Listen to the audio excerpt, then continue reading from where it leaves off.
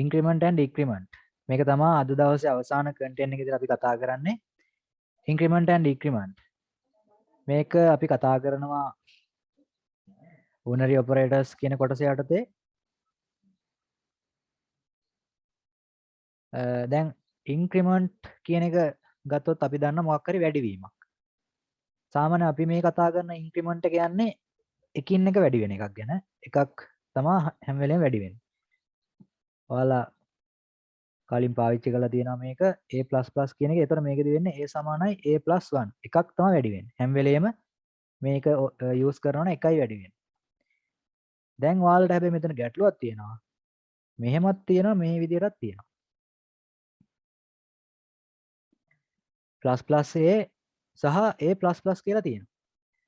දැන් මං කිව්වා මෙයාව මතක තියාගන්න ඕන විදිහක් අපේ ඔපරෙන්ඩ් එක තියෙනවා. එහෙම නැත්නම් අපේ දැන් මේක කතා කරද්දී මම කතා කරන්නේ මේකට සංකේත කියලා අපි සාමාන්‍ය මේකට මේ වගේ ගණන් හදද්දී මේක පොඩ්ඩක් මතක තියාගන්න මේක කියන්නේ රූල් එක මතක තියාගන්න සංකේත කියලා පාවිච්චි කරනවා මම මේකට මේ සංකේතයට දකුණු පසින්ද වම් පසින්ද තියෙන්නේ කියලා බලලා තමයි අපි මේකේ බලන්නේ මෙයාගේ මේ ප්‍රී ඉන්ක්‍රිමන්ට් එකක්ද එහෙම නැත්නම් පෝස්ට් ඉන්ක්‍රිමන්ට් එකක්ද කියලා.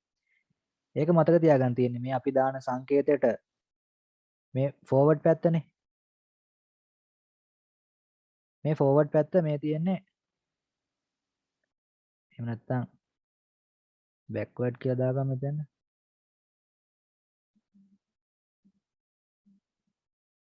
මේ තියෙන බෑක්වර්ඩ් පැත්ත.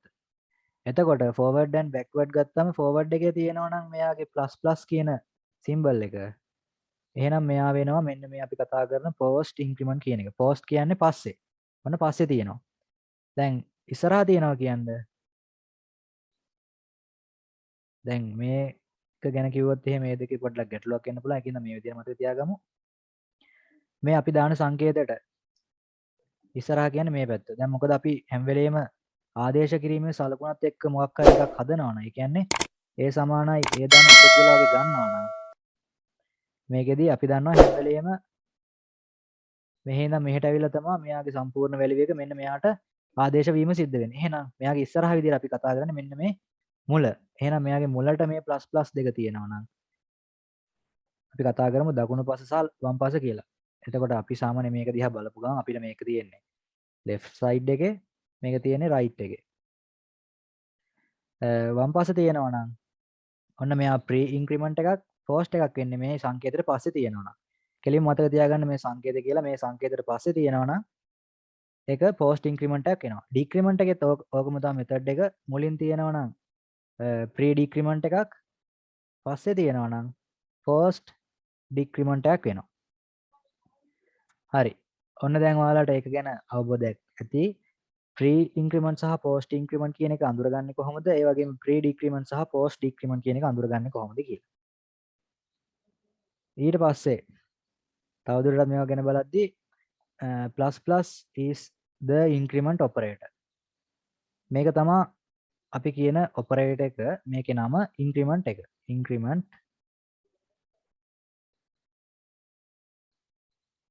operator එක.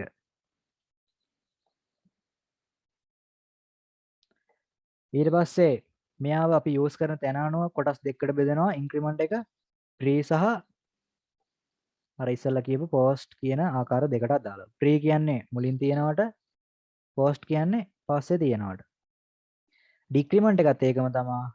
මේ තියෙන decrement operator එක මෙයාගේ මුලින් තියෙනවා නම් එයා pre decrement වෙනවා. ඊට පස්සේ තියෙනවා නම් මෙයා වෙනවා post decrement එකක් විදියට. ඔන්න ඔය විදිහට තමයි increment ද decrement ද කියලා මෙයාලගේ increment සහ decrement operators පාවිච්චි කරන්නේ. ඔන්න දැන් මෙයා ගැන කියලා තියෙනවා මෙතන. මේ දෙන්නගෙම වෙන දේ තමයි a සමානයි a+1. කොයි වෙලේ හරි එකක් එකතු වෙන එක තමයි මේක සිද්ධ වෙන්නේ. එතකොට මේකට අදාළව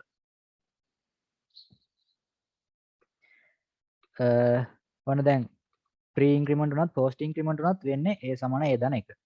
pre decrement ද post decrement ද මේ දෙකෙන් මොකක් වුණත් වෙන්නේ a සමානයි a-1 එකක් අඩු වෙන එක. ඔන්න ඒක මතක තියාගන්න. ඊට පස්සේ නැවතත් ඒක ගැනම කියලා තියෙනවා. උදාහරණ දාලා තියෙනවා මේ විදිහට. ඔන්න දැන් අපි පාවිච්චි කරන විදිහ ගැන තමයි මෙතන කතා කරන්නේ. එක උදාහරණයක් කරන් මම සරලව පැහැදිලි කරන්න ඉස්සර මේ උදාහරණය. ඉන්ටිජර් a සමානයි 10යි ඉන්ටිජර් b සමානයි ++ a කියලා තියෙනවා. එහෙනම් අපි මේක කතා කරමු මේ විදිහට.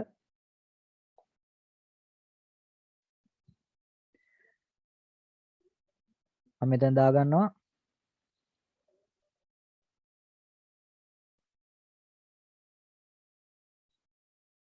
ප්‍රී ඉන්ක්‍රිමන්ට් කියලා. මේකට අදාළව ඉස්සරම අපේ තිබ්බ ගාන ඉන්ටිජර් a සමානයි 10යි. ඊට පස්සේ තව තිබ්බා ඉන්ටිජර් b සමානයි ++ a. ඔන්න ඔච්චරයි තියෙන්නේ. දැන් එතකොට මේ ගාන අපි සොල්ව් කරද්දී බලා ගන්න ස්ටෙප් ටික කොහොමද යන්නේ කියලා. ඉස්සරවම අපි පටන් ගන්න ඕනේ. දැන් මේකනේ අපිට සොල්ව් කරන්න තියෙන්නේ. මේක සොල්ව් කරලා මෙයාගෙන් එන සම්පූර්ණ අවුට්පුට් එක තමයි. ඒ කියන්නේ මෙන්න මෙයාගෙන් අවුට්පුට් එක තමයි b ගේ ආදේශ කරන්න කියන්නේ. එහෙනම් මෙතන තමයි අපිට සොල්ව් කරන්න තියෙන ගාන තියෙන්නේ. අපි ඒක සොල්ව් කරමු. දැන් මම මෙතන ගත්තේ ඒක. ඔන්න දැන් මම ඉස්සෙල්ලා කිව්වා වගේ සංකේතයෙන් පටන් ගන්නවා. මේ තියෙන අපේ සංකේතය. දැන් අපි බලනවා ඉස්සරහ මේ ආකාරය මොකක්ද කියලා. දැන් මෙයාගේ අපි ඉස්සෙල්ලාම මේක දැක ගමන් හරියට මෙෂර් කර ගන්න ඕනේ. මෙයා පෝස්ට් ඉන්ක්‍රිමන්ට් එකක්ද ප්‍රී ඉන්ක්‍රිමන්ට් එකක්ද කියලා. දැන් සංකේතයට දකුණු පස්සෙන් එහෙම නැත්නම් දකුණු පස්ස නෙවෙයි අපිට වම් පස්සනේ මේක කියන්නේ. සමාන ලකුණට ළඟම පැත්ත තියෙනවනම් මේක වම් පැත්ත වෙනවා. මේ සංකේතයට පිටිපස්සෙන් තියෙනවනම් මේක පිටිපස්ස මේක තියෙන ඉස්සරහ. දැන් තියෙන්නේ ඉස්සරහින් තියෙනවා මේක ප්‍රී එහෙම නැත්නම් පෙර කියලා මතක තියාගන්න පුළුවන්. ඔන්න ප්‍රී ඉන්ක්‍රිමන්ට් එක විදිහට අඳුරගත්තා. ප්‍රී ඉන්ක්‍රිමන්ට් එකක් නම් මෙතන ඉස්සරවම කරනවා a ගේ වැලියු එක දා ගන්නවා. ඔන්න a ගේ වැලියු එක මෙතනින් අපිට කියලා දෙනවා a සමානයි 10යි කියලා. ඔන්න ඒක තමයි මෙතෙන් දාගත්තේ මම. ඊට පස්සේ එකතු කිරීම මේ දෙන්නගෙන් කියන්නේ එකක් එකතු කරන්න කියලා. එහෙනම් ඔන්න මෙතනින් එකක් ගන්නවා මම. මේ දෙන්නගෙන් කියවෙන්නේ එකක් එකතු කරන්න කියන එකනේ. එහෙනම් එකක් ගන්නවා. 10ට එකක් එකතු වුණා කියන්නේ අපි දන්නවා ආන්සර් එක 11යි. එතකොට මෙයාව අප්ඩේට් වෙනවා 11යි කියලා. A ගේ වැලියු එක දැන් තවදුරටත් 10 නෙවෙයි ආ අප්ඩේට් වෙනවා. මොකද මෙන්න මේක ඇවිල්ලා සම්පූර්ණ ඔපරේටර් එකක්. එහෙනම් A ගේ අගය වෙනස් වෙනවා මෙතනින්. කීයද කියලා. එතකොට දැන් මෙයා 10 නෙමෙයි තවදුරටත් එයා දැන් 11යි කියලා අප්ඩේට් වෙනවා. ඒ වගේම මෙයා දැන් ආදේශ වෙනවනේ. දැන් මෙතනින් එන ආන්සර් එක තමයි 11. ඒ 11 ආදේශ වෙනවා B ට. එහෙනම් B ගේ වැලියු එකත් වෙන්නේ 11යි. A ගේ වැලියු එක වෙන්නේත් 11යි. ඕක තමයි පළවෙනි උදාහරණය. මේ තියෙන්නේ ප්‍රී ඉන්ක්‍රිමන්ට් එකක් ගැන කතා කරපු පළවෙනි උදාහරණය. ඊට පස්සේ මම කතා කරනවා තව උදාහරණයක්. ඉන්ටිජර් x සමානයි 99යි ඉන්ටිජර් y සමානයි ++ x. දැන් හොයන්න තියෙන්නේ x වල අගය සහ y වල අගය. දැන් මේ x වල අගය සහ y වල අගය හොයද්දී හොයාගන්න පුළුවන්. x කියන්නේ කීයද y කියන්නේ කීයද කියලා. නැවතත් අර විදිහට අපි සෝල්ව් කරමු. ගණන් දෙකක් පොඩ්ඩක් ප්‍රැක්ටිස් වෙනකම්. මේක අපි අඳුර ගන්නවා මොකද්ද තියෙන ආකාරය කියලා. අපි දන්නවා දැන් සංකේතයට මුලින් තියෙන්නේ පෙර. එහෙනම් ප්‍රී ඉන්ක්‍රිමන්ට් එකක් කියලා මේක අඳුරගත්තා. ප්‍රී ඉන්ක්‍රිමන්ට් යන ඉස්සරම කරනවා මේ සංකේතයේ තියෙන දීලා තියෙන වැලියු එක ආදේශ කරගන්නවා මෙයාට 99යි. ඊට පස්සේ මෙයාට එකක් එකතු කරන්න කියන්නේ මේකේ. හැම වෙලේම මේකෙන් කියන්නේ එකයි. එහෙනම් මෙතන එකක් ගන්නවා අපි. එයාව එකතු කරනවා. එතකොට මෙයාගේ සමස්ත අවුට්පුට් එක වෙන්නේ 100යි. 100 තමයි ඊට පස්සේ y ගේ ආදේශ වෙන්නේත්. එතකොට y ගේ වැලියු එකත් 100යි. x ගේ වැලියු එකත් 100යි. දැන් මෙයාව අප්ඩේට් වෙනවා.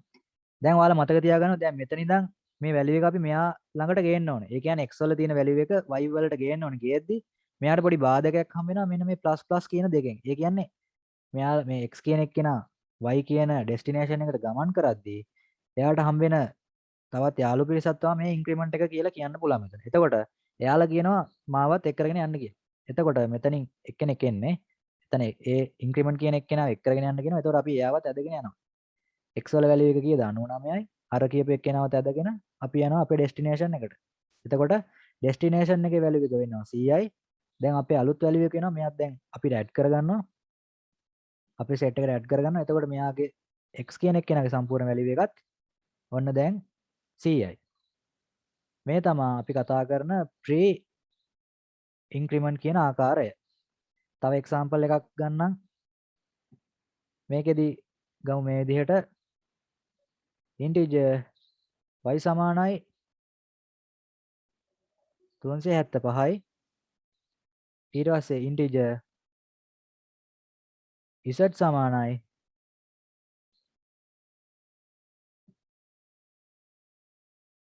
දැන් අරකට වඩා පොඩ්ඩක් සංකීර්ණ විදිහට දුන්නේ. මෙන්න මේ ගාන. හරිද? හැබැයි මේකේ කිසි සංකීර්ණ ගානක් නැහැ. දැන් ඔයාලට මෙතන කන්ෆියුස් වෙනවා වගේ දන්නේ. මෙතන දැන් ප්ලස් ප්ලස් ඒවා තුනක් තියෙනවානේ. හැබැයි ප්ලස් ප්ලස් ඒවා තුනක් තිබ්බට ඔයාලා දන්නවා මෙන්න මේක. මෙයා එක කොටසක්. එතකොට මෙයාගෙන් කියවෙන්නේ එකයි. එතකොට දැන් සරලව මෙයා අපි උදාහරණයකට b කියලා සැලකුවොත් මේ සම්පූර්ණ කොටසම එතන තියෙන්නේ 2 ධන b. මේ වගේ පොඩි ගාණක් තමයි තියෙන්නේ. එතකොට දැන් මේක අර ප්ලස් ප්ලස් ඒවා එක ළඟ තියෙන පොඩ්ඩක් ගාණ නිකන් සංකීර්ණ වගේ පේන වෙනවා. ඇති දෙයක් නෑ මේකේ. මේක දැන් සුළු කරද්දී ඔයාලට තේරුම් ගන්න පුළුවන් ඇත්තටම ඇති දෙයක් නෑ කියලා. දැන් අපිට කරන්න තියෙන්නේ මේ y ගේ වැලියු එක කොහොම හරි අපේ ඩෙස්ටිනේෂන් එකට ගෙනත් දාන එක. ඒ විදිහට ගෙනත් දාද්දී අපිට දැන් බාධක කිහිපයක් තියෙනවා පසු කරගෙන මෙතෙන්ට එන්න. ඒක අපි අරන් යමු දැන් මෙයාව. ඔන්න ඉස්සරවම සංකේතයෙන් පටන් ගන්නවා. පටන් ගත්තට පස්සේ බලනවා මෙයා pre increment එකක්ද post increment එකක්ද කියලා දැන් නැවතත් තියෙන්නේ අපේ සංකේතයට කලින්. එහෙනම් මෙයා pre increment එකක්. එහෙනම් අපේ සංකේතයේ තියෙන වැලියු එක ආදේශ කරගන්නවා. තියෙන්නේ 375. 375 කියලා තියෙන්නේ. එහෙනම් මෙතනින් අපි දන්න එකක් එනවා කියලා. ඔන්න එයාව ඇඩ් කරගන්නවා ඉස්සරවම. මේක ඇවිල්ලා එක process එකක්. ඔන්න ඒ process එක තමයි මෙතන ඉවර කරන්නේ. 376යි. එතකොට මේ y ට නෙමෙයි එකක් එකතු වෙන්නේ. එහෙනම් මේ y ගේ වැලියු එක අප්ඩේට් වෙනවා 376යි කියලා.